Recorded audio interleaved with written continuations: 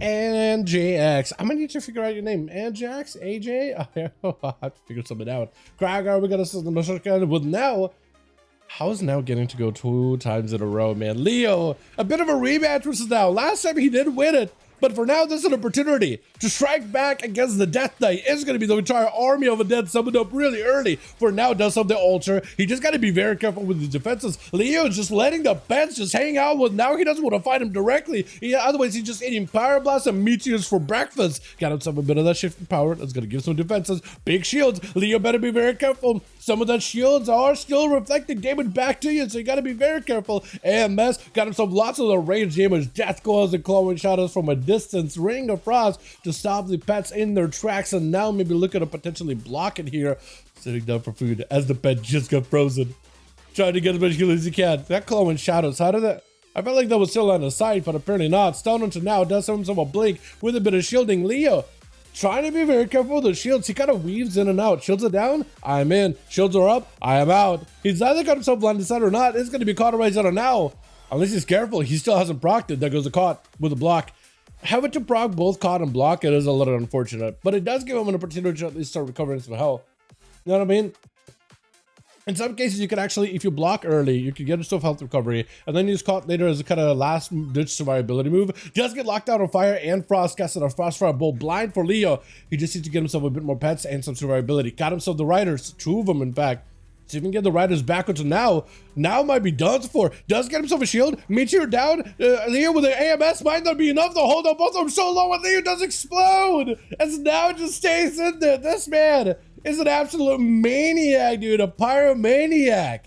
A maniac, but they're just slinging fireballs. That's all he really is. Because that was clutch. That was so close. But he doesn't have a block anymore, trying to go for a Breath of the Pharaoh. Pharaoh just gonna get him some max range and let the dots rot down now. That's all he needs. Now needs every defensive available. Does get himself a little bit of healing. I don't know what else he can really do. Does he have reversals? He got a Nova. Does not gonna stop him. Knockback. Oh, that first say last second, but it's over. Pharaoh taking him out very quickly. Oh my goodness, with Kai gonna be up next with another demonology. Warlock setting up gateways, setting up hounds. Just trying to see if he can get himself yet another go versus team 2. Kai actually is the first time playing it, right?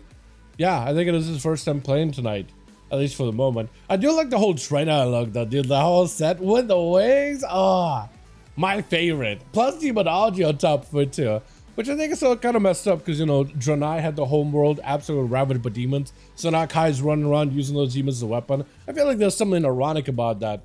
Or maybe that's not the word I'm looking for. Either way, I think you get what I mean, right? It does feel kind of weird. Wait, your pets are being pulled back. You gotta make sure your pets are not on passive. You gotta get those demon doggos in there even after a fear, because that fear ain't gonna be breaking for, well, usually it doesn't really break damage instantly, but yeah, after a bit.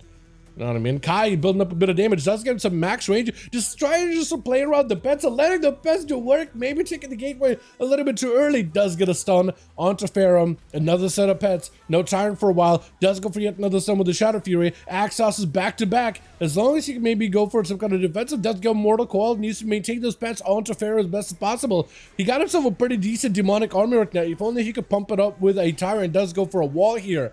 And a turret is going to be made available very, very soon. I don't think his pets are going to last that long. But those demon bolts are doing work, though. Leo enhanced for Pharaoh. He's still got himself lots of immunity, lots of damage. Pets are empowered. And Pharaoh, if he just sits behind the pillar, that ain't going to help you. Ain't going to feel good. Searing Glare on...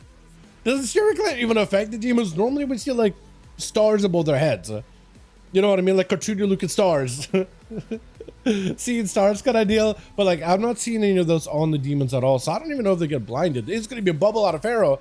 Doesn't go Spell Warden, doesn't trust him for Spell Warden, so this is going to be his last bastion of defense here. If Kai can live this long enough, he will be a-okay. I think burned the Draenor ratio there for a heal for a second, didn't he? Pharaoh with the shield defense, Mortal with the tricky to reverse it, trying to go for a fear, trying to see if he can land the kick, does land it. I think that now Pharaoh has himself an opening. It does land the kill, second in a row for this man. Second down with now and Kai both down for the count with ANJX up next, and he still has a blessing of protection save for the Pharaoh. That wreck almost connected to him. So close, almost connected. Immediate convoke, immediate blessing of protection. Roots out right now for ANJX. Anjax, I have no idea. I'm gonna have to figure something out for you, man. Annie? I don't really know. Ajax? I have no idea. Ajax? I have no idea. I have no clue, honestly. Unless it's supposed to be like a Norwegian Y or Norwegian J, which would make a Y sound. Which then would be Anix? Anix? I'm just gonna stop. I'm gonna stop trying to guess, dude. I'm gonna stop trying to guess. Doesn't matter what it is. Just all he knows is it bites big. That's all he does. It doesn't matter what it's called. All he knows is how hard it bites. And so we're trying to see if he catch up to the Feral Druid. Heart of the Wild got himself lots of recovery. Still has a lot of defenses to work with, actually. We are getting to the 26% dampener. So right now it's going to be a little bit tough, but if he can play it super carefully, he might not even need to use any of those defenses versus Orc. If he can go for the bleed strat, hit and run stuff, trick it out for Orc, does get rooted. That's exactly what the Feral needs, is those roots. So you can go in, bleed up, root, and walk away. And just use Heart of the Wild as well as regrowth to keep himself alive, using those major cooldowns for the next competitor. This will give him some long-lasting potential here. What's up, gamers? What's up, Refusenick? How you doing, my man?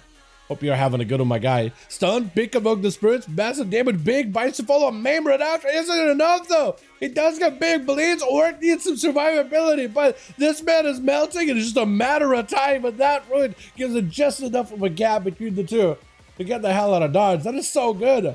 With Emmett going to be up next, needs to catch a hunter's mark on the Feral Druid. The Feral immediately got himself an opener, does get hit with a trap. It is going to be bleeds onto Emmett immediately. This guy is melting. He's got some potential big damage, but he is melting. Wall out for ANJX.